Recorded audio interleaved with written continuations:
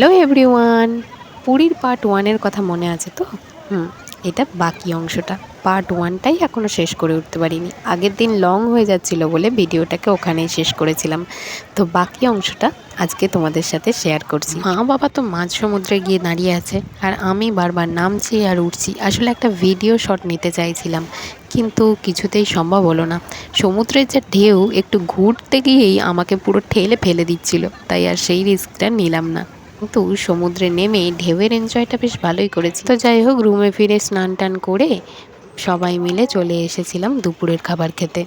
হোটেলটার নামটা ঠিক মনে নেই, তবে যেটুকু মনে আছে সি ইন রেস্টুরেন্ট, এরকম মানে INN আছে মাঝখানে, কতদূর মনে পড়ছে এটাই ছিল। তো যাই হোক, দেখো ভেজ থালি নিয়েছি আজকে, কারণ প্রথম দিনেই ননভেজটা ঠিক খেতে চাইছিলাম না বাইরে গিয়ে, তাই ভেজ থালি হালকা ফুলকার মধ্যে, এমনিতেই জার্নি হয়েছে তাই ভেজ থালি নিয়েছি সবাই। ভেজ থালিতে কী কী দিয়েছে দেখতেই পেলে, ডাল, ভাত, পাঁপড়, চাটনি, একটা তরকারি আর আলু করলা ভাজা, তার সাথে লেবু লঙ্কা পেঁয়াজ তো থাকবেই। যাই হোক, সবাই খাওয়া স্টার্ট করে দিয়েছে তাই আমিও শুরু করে দিলাম।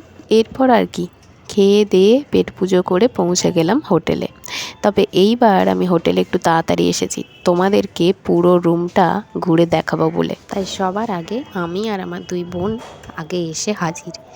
তো ফার্স্টে দরজার চাবিটা খুলতে হবে। যদিও এখানের হোটেলটার সিস্টেমটা একটু আলাদাই দেখলাম। দীঘায় যেটা ছিল সেটা একটু অন্যরকমই ছিল আর আমার বেশ পছন্দও হয়েছিল। তো যাই হোক, এই যে ঘরে ঢুকে পড়লাম, সামনে দেখতে পেলে একটা সোফা আর এই হচ্ছে মিরর, বেশ বড় একটা মিরর, আর তার সাথে ড্রয়ারও আছে। আর এই দিকে আছে ছোট্ট একটা ওয়ারড্রপ, নিচে কিন্তু হিউজ প্লেস, জিনিসপত্র রাখার প্রচুর জায়গা আছে। আর সামনে এই ওয়ারড্রপটার পাশেও বেশ অনেকটা জায়গা আছে। তো সব মিলিয়ে বেশ হিউজ প্লেস। আসলে আজকেই নেমেছি, তাই এখনও ব্যাগগুলোকে আনপ্যাকিং করাই হয়নি। যেইভাবে এনেছি তার থেকে হয়তো যেগুলো পরবো সেইগুলো কয়েকটা জিনিস বের করে নিয়ে যেই অবস্থায় আছে সেই অবস্থাতেই ফেলে রাখা আছে। বরাবরই সবাই এই বিছানায় রেখে দেওয়াটা একটা ব্যাড হ্যাবিট, আর আমরাও তার থেকে বাতিল নই। বিছানার ওপরে জামা কাপড় তো থাকবেই। তো পাশে ছিল একটা ড্রয়ার, আর সেখানে রাখা ছিল একটা ট্রে, কাঁচের গ্লাস, একটা জাগ আর একটা টেলিফোন, যেটা রিসেপশনে কল করবার জন্য প্রয়োজনীয়। আর কি, এসি। আর এরপর দরজার পাশেই আছে একটা বাথরুম। বাথরুমটা বেশ পরিষ্কার পরিচ্ছন্ন আর মোটামুটি যথেষ্টই বড়।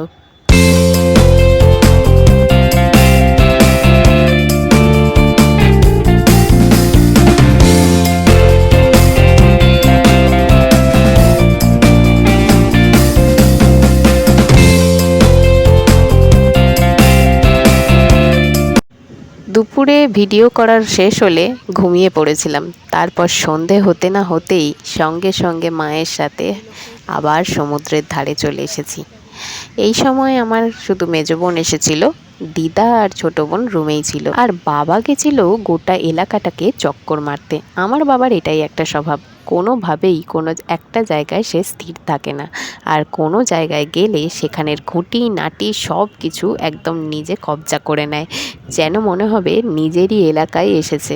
এখানে সন্ধেবেলায় বসতে এসে দেখলাম এক অপূর্ব মূর্তির সৃষ্টি করেছে বালি দিয়ে একজন বিখ্যাত আর্টিস্ট, একজন শিল্পী। তিনি হিন্দিতে বললেন এই সামনে এসে তুলতে, আর তার সাথে বললেন খুশ করকে কুছ দে দো। আর কি, আমিও খুশি হয়ে কিছু দিয়ে দিলাম, কিন্তু এই অপূর্ব শিল্পীর শিল্পত্বটা না দেখিয়ে পারলাম না। সত্যি অসাধারণ ছিল, কি করে যে করলো। উনি বলছিলেন দুপুরবেলায় করেছেন, আর ওনার এটা করতে মাত্র 1 ঘন্টা টাইম লেগেছে। তো আমার মনের প্রশ্ন হলো, বালিটা এত সুন্দরভাবে স্থির হয়েছিল কি করে এতক্ষণ?